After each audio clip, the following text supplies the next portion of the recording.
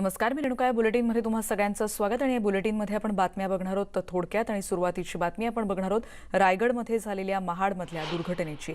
काजळपुरा परिसरात इमारत कोसळून काल संध्याकाळी ही मोठी दुर्घटना घडली. कारण इथे तारिक गार्डन ही 5 मजली इमारत काल जमीनदोस्त झाली. या दुर्घटनेप्रकरणी 6 जणांवर गुन्हे दाखल झाले. 2 बिल्डर, तत्कालीन मुख्याधिकारी, नगरपालिका इंजिनियर, आर्किटेक्ट, आरसीसी कन्सल्टंट या सर्वांवर आता सदोष मनुष्यवधाचा गुन्हा दाखल झाला आहे. गुन्हा दाखल झालेल्या बिल्डर फारुख काझीला अटक करण्यासाठी महाड पोलिसांचं पथक आता रवाना झालंय. हा बिल्डर रायगड जिल्ह्यामध्येच राहणार असल्याचं कळतंय. महाड इमारत दुर्घटनेमध्ये बिल्डर, कंत्राटदार, आर्किटेक्टवर गुन्हा दाखल करणं योग्य आहे, परंतु या व्यतिरिक्त इतर गुन्हे दाखल झाले ते अयोग्य असल्याचं मत माजी आमदार माणिकराव जगताप यांनी व्यक्त केलंय. न्यूज 18 लोकमतशी बोलताना त्यांनी आपलं मत मांडलेलं आहे. यावेळी शहरातल्या इमारत दुर्घटनेच्या घटनांचा त्यांनी दाखलाही दिलाय. महाडमध्ये कोसळलेल्या इमारतीखाली अजूनही 16 नागरिक अडकल्याची माहिती कळते आणि त्यामुळे त्यांच्यासाठीचं बचाव कार्य सुरू आहे. आतापर्यंत 2 जणांचा मृत्यू झालाय तर 7 जण जखमी झालेत.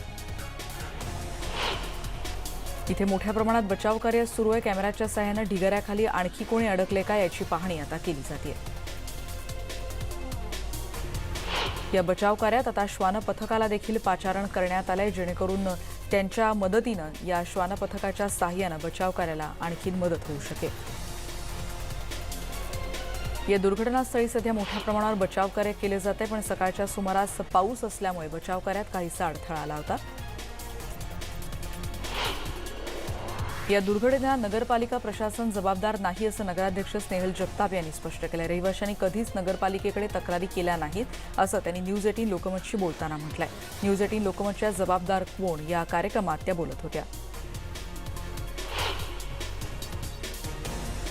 कोरोनामुळे इमारतीमधली 18 कुटुंब गावी गेली होती आणि त्याच्यामुळे मोठा अनर्थ टळू शकला. मोठी जीवितहानी यावेळी टळू शकली.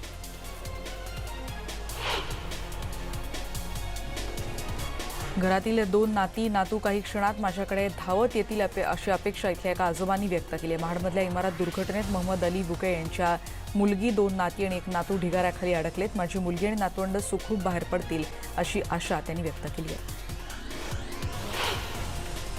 दुर्घटना झालेल्या इमारतीत 40 कुटुंब राहत होती. 5 मजली इमारत पत्त्याच्या बंगल्याप्रमाणे काल अशी जमीनदोस्त झाल्याची काल संध्याकाळी ही घटना घडली. तारिक गार्डन ही इमारत काल कोसळली होती आणि 2 तास आधीच ही इमारत हलत होती अशी देखील माहिती आता समोर येते. अशी माहिती आता तिथल्या रहिवाशांनी आणि प्रत्यक्षदर्शींनी दिली. बिल्डर आणि दोषी अधिकाऱ्यांवर कारवाई होणार आहे. रायगड जिल्ह्यातल्या धोकादायक इमारतींचं स्ट्रक्चरल ऑडिट केलं जाईल अशी माहिती सार्वजनिक बांधकाम मंत्री एकनाथ शिंदे यांनी दिली. मदत आणि पुनर्वसन मंत्री विजय वडेट्टीवार हे महाड इथल्या दुर्घटनास्थळाचा दौरा करणार आहेत. या घटनेतल्या मृत आणि जखमींना शासनाकडून सर्वतोपरी मदत केली जाईल असं वडेट्टीवार यांनी म्हटलंय. रायगड जिल्ह्यात महाडमध्ये घडलेली इमारत दुर्घटना दुर्दैवी आहे अशी भावना महसूल मंत्री बाळासाहेब थोरात यांनी व्यक्त केली आहे. जिल्हाधिकारी निधी चौधरी यांच्यासह प्रांताधिकारी आणि तहसीलदारांकडून मी सातत्याने असा आढावा घेत असल्याची माहिती त्यांनी ट्विटरवरून दिली आहे. हे वृत्त धक्कादायक असल्याचं विधानसभेचे विरोधी पक्षनेते देवेंद्र फडणवीस यांनीही म्हटलंय. त्यांनी ट्विटरवरून ही प्रतिक्रिया व्यक्त केली आहे. सर्वजण सुखरूप असतील अशी आशाही काल त्यांनी ट्विटरवरून व्यक्त केली होती.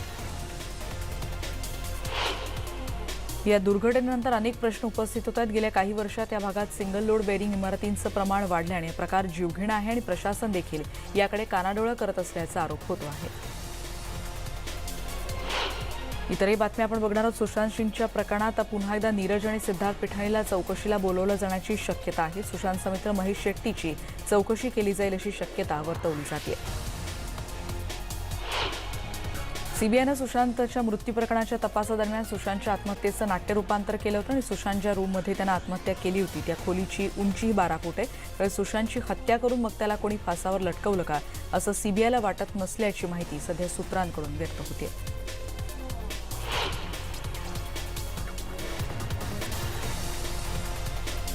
पुढची बातमी आपण बघतोय. सुशांतच्या शवविच्छेदन अहवालावर टाइमस्टॅम्प नसल्याचं एम्स रुग्णालयाचे फॉरेन्सिक प्रमुख डॉक्टर सुधीर गुप्ता यांनी म्हटलं आणि यामुळे शवविच्छेदन अहवालात काही गडबड असल्याचा दावा केला जातोय. सुशांतचा शवविच्छेदन अहवाल एम्सच्या डॉक्टरांच्या पथकाकडून आता तपासला जातोय.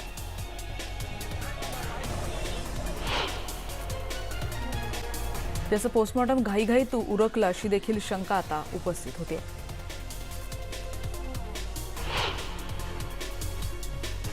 सुशांतच्या मृत्यूप्रकरणी गेल्या काही दिवसांपासून एका मिस्ट्री गर्लची चांगली चर्चा रंगली होती आणि या प्रकरणी आता शिबानी दांडेकरनं ट्विट करत आपली नाराजी याबद्दलची व्यक्त केली आहे. ती मुलगी मी नाही असं तिनं आपल्या ट्विटमध्ये म्हटलंय.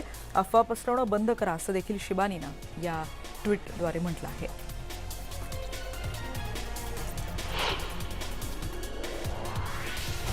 शिबानीनं आपल्या ट्विटमधून मिस्ट्री गर्लच्या चर्चेलाही पूर्णविराम दिलाय. सुशांतच्या घरी जाणारी ही मुलगी सुशांतची पीआर आणि असिस्टंट राधिका निहलानी असल्याचं तिनं म्हटलंय.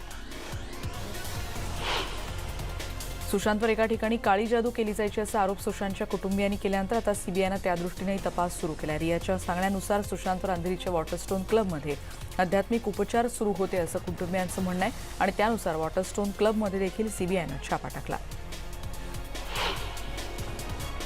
दिशा सालियनबद्दल आणखीन एक धक्कादायक माहिती समोर येते, कारण तिच्या आत्महत्येनंतरही तिच्या मोबाईलवरून फोन करण्यात आले होते अशी माहिती समोर येते. तिच्या घरच्यांना हे फोन करण्यात आले होते की इतर कुणी हे फोन केले होते याचा शोध आता घेतला जातोय.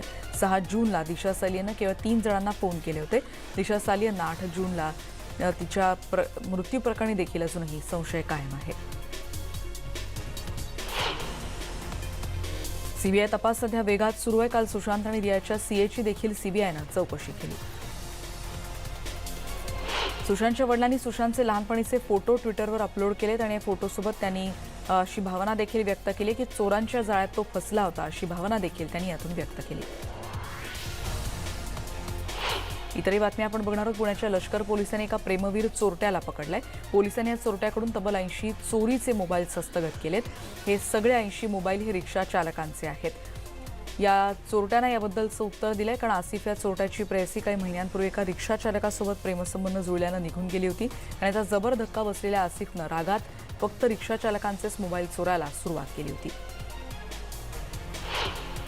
सीमा भागातल्या बेळगाव जिल्ह्यातल्या मनगुत्ती गावात छत्रपती शिवरायांचा पुतळा अजूनही बसवण्यात आलेला नाही. एका रात्रीत बेळगाव जिल्हा प्रशासनानं शिवरायांचा पुतळा हटवला होता आणि यासाठीच आज कोल्हापूर जिल्ह्यातल्या शिवसेना मध्ये कवळीकट्टी या गावापासून मनगुत्ती या गावापर्यंत शिवसेना लॉंग मार्च काढणार आहे.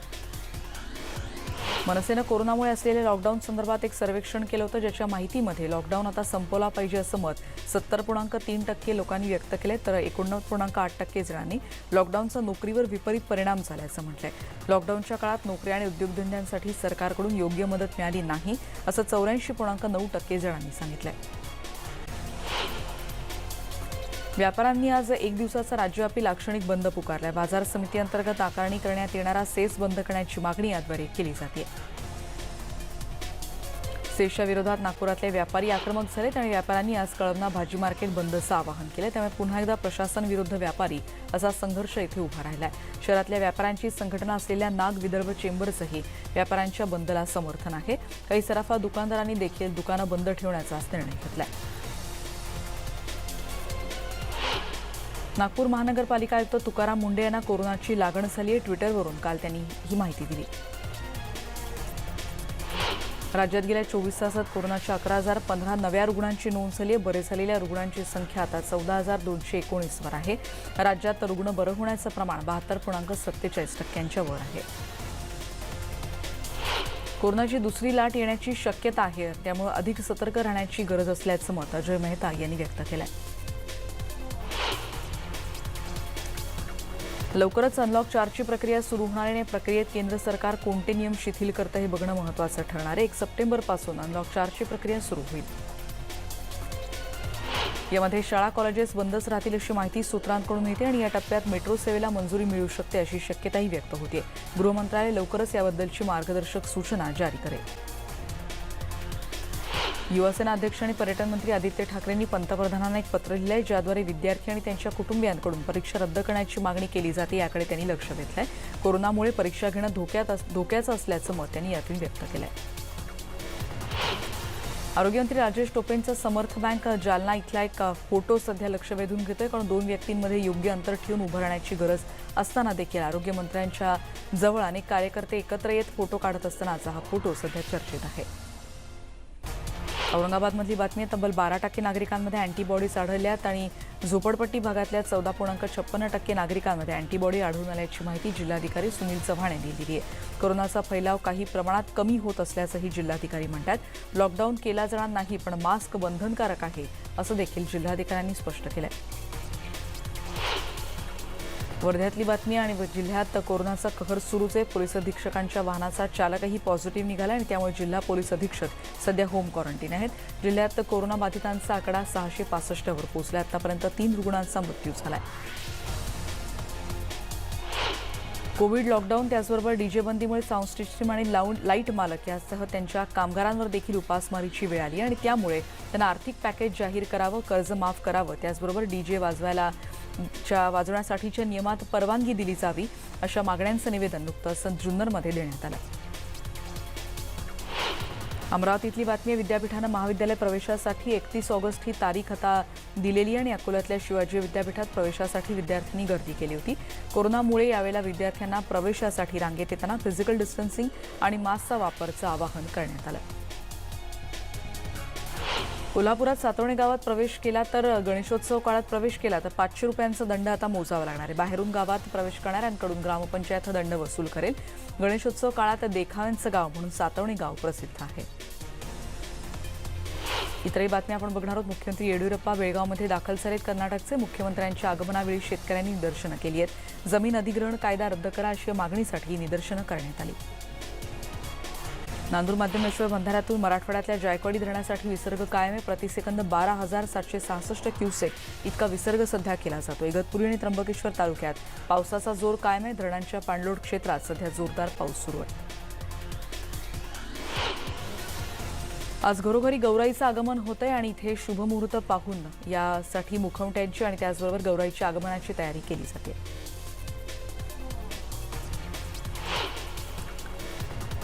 विविध आकाराचे आणि विविध पद्धतीचे मुखवटे सध्या बाजारात उपलब्ध आहेत आणि त्यामुळे मोहक फुलांनी आणि या सगळ्या तयारीसाठी तुळशीबाग परिसरात सध्या गर्दी व्हायला सुरुवात झाली आहे. पुढची बातमी. पुण्यामध्ये मानाचा दुसरा गणपती अर्थात तांबडी जोगेश्वरी मंडळातर्फे पुण्याची ग्रामदेवता असलेल्या या मंडळानं इथे फुलांची सजावट केली आहे. विशेष त्याचबरोबर विसर्जन मिरवणुकीत विष्णुनाथ गटाचे शंखध्वनी वादन हे या मंडळाचं वैशिष्ट्य आहे. नवरात्रात देखील इथे या देवी मंदिरात उत्सव भरत असतो. पण यंदा कोरोना आणि लॉकडाऊनमध्ये इथे दर्शन ऑनलाईन करण्यात आलंय. त्याचबरोबर काही वेगवेगळ्या कार्यक्रमांचं देखील आवाहन इथे पुण्यात करण्यात आलंय. सोलापुरात दोन्ही हात नसलेल्या एका महाविद्यालयीन तरुणीनं आपली गणेश भक्ती चित्र काढून गणरायाचं चित्र काढून व्यक्त केली. लक्ष्मी शिंदे असं दिव्यांग तरुणीचं नाव आहे आणि तिनं पायानं गणपती काढलेला आहे. बाप्पाचं स्केच काढत तिनं शासनानं घालून दिलेल्या नियमांचं पालन करण्याचं देखील आवाहन केलं. नागपुरात कोरोना केअर हॉस्पिटलमध्ये गणपती बाप्पा विराजमान झालेत. कोरोनाचं संकट दूर कर असं साकडं इथे बाप्पाला भाविकांनी घातलेलं आहे. कोरोनाचे अपडेट बघणार आहोत. गेल्या 24 तासात 60,975 कोरोनाबाधित रुग्णांची नोंद झाली. 848 कोरोना रुग्णांचा मृत्यू झालाय. देशात आतापर्यंत 58,390 जणांचा कोरोनामुळे मृत्यू झालाय. सकारात्मक बाब एकच ती म्हणजे देशभरात आतापर्यंत 24,04,585 जणांनी कोरोनावर मात केली आहे. 7,04,348 जणांवर सध्या उपचार सुरू असल्याची माहिती आरोग्य मंत्रालयानं दिली. पुढची बातमी आपण बघतोय. सोनिया गांधी हंगामी अध्यक्षपदी कायम राहणार आहेत काँग्रेसच्या आणि काँग्रेसमधल्या आरोप प्रत्यारोपांनी आपण व्यथित झाल्याचं सोनिया गांधींनी म्हटलंय. काँग्रेस अध्यक्ष निवडीसाठी काँग्रेसचं अधिवेशन होणार आणि याकरता वर्किंग कमिटीची स्थापना करण्यात येणार असल्याचंही काल सोनिया गांधींनी स्पष्ट केलंय. केंद्र सरकारनं वाहनधारकांना दिलासा दिलाय. कोरोना संकटाच्या पार्श्वभूमीवर ड्रायव्हिंग लायसन्स आणि वाहन कागदपत्रांची वैधता पुन्हा एकदा वाढवण्याचा निर्णय केंद्रीय रस्ते वाहतूक आणि महामार्ग मंत्रालयानं घेतलाय. मोटर वाहनांच्या मुदत संपलेल्या कागदपत्रांना 31 डिसेंबर 2020 पर्यंत ही मुदतवाढ देण्याचा निर्णय घेण्यात आलाय. नितीन गडकरींनी ट्विटरद्वारे ही माहिती दिली. केंद्रीय मंत्री रामविलास पासवान दिल्लीच्या फोर्टिस रुग्णालयामध्ये फुफ्फुस आणि मूत्रपिंडाचा त्रास होऊ लागल्यामुळे त्यांना दाखल करण्यात आलाय. त्यांना हृदयविकाराचा देखील त्रास जाणवतोय. सध्या त्यांच्या रुग्णालयात उपचार सुरू आहेत. न्यायालयाचा अवमान केल्याप्रकरणी दोषी ठरवण्यात आलेले ज्येष्ठ वकील प्रशांत भूषण यांनी माफी मागायला स्पष्ट नकार दिलाय. सुप्रीम कोर्टानं भूषण यांना माफी मागण्यासाठी 3 दिवसांचा कालावधी दिला होता. पण कालच त्यांनी याबद्दल प्रतिज्ञापत्र सादर करून माफी न मागण्याच्या भूमिकेवर आपण ठाम असल्याचं सांगितलं आहे. मुंबईवर झालेल्या 26/11च्या दहशतवादी हल्ल्यात पाकिस्तानी दहशतवादी अजमल कसाब विरोधात अवघ्या 9व्या वर्षी महत्त्वाची साक्ष देणारी आणि कसाबची ओळख पटवणारी देविका रोटावन हिनं नुकसान भरपाईच्या मागणीसाठी हायकोर्टात धाव घेतल्याचं कळतंय.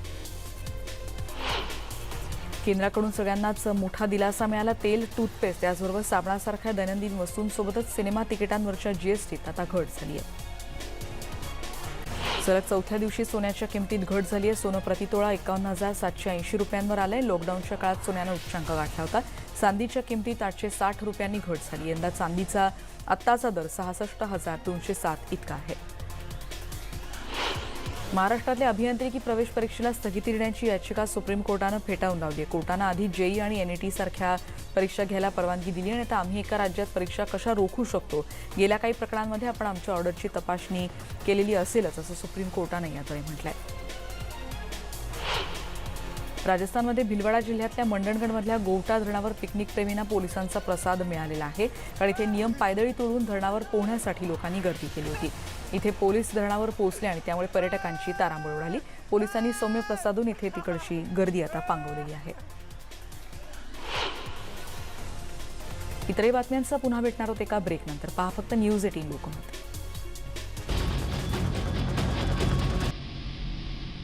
ब्रेकनंतर पुन्हा एकदा बातमी आपण थोडक्यात बघणार आहोत आणि त्यातली सुरुवातीची बातमी. पाकव्याप्त काश्मीरमध्ये नागरिकांनी सरकारविरोधात मशाल आंदोलन केलंय. नीलम आणि झेलम नदीवर उभारल्या जाणाऱ्या धरणाविरोधात इथे नागरिकांनी हे आंदोलन केलंय. पाकिस्तान सरकारची चीनसोबत मिळून ही विशाल धरणं बांधण्याची योजना आहे आणि यात सरकारचाच स्वार्थ असल्याचं आंदोलकांनी म्हटलं आहे.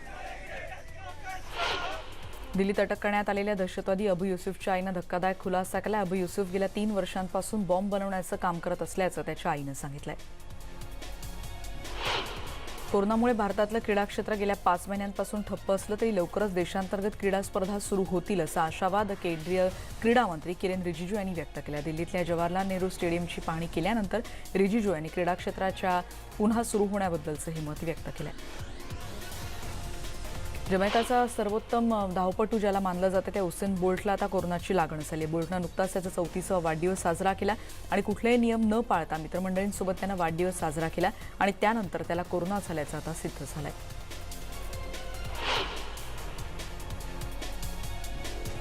अभिनेते आणि दिग्दर्शक महेश कोठारे यांनी मुंबईतल्या केबल चालक आणि केबल संदर्भात एक मुद्दा उपस्थित केलेला आहे आणि त्याबद्दल नाराजी व्यक्त केली. एका इमारतीवरून दुसऱ्या इमारतीवर कशाही पद्धतीनं केबल वायर घेतलेल्या असतात आणि त्यामुळे शहर विद्रूप दिसतं. याबद्दल संबंधित यंत्रणांनीही लक्ष द्यावं असं सांगत त्यांनी हे ट्विट कॅबिनेट मंत्री आदित्य ठाकरे यांनाही यात टॅग केलंय.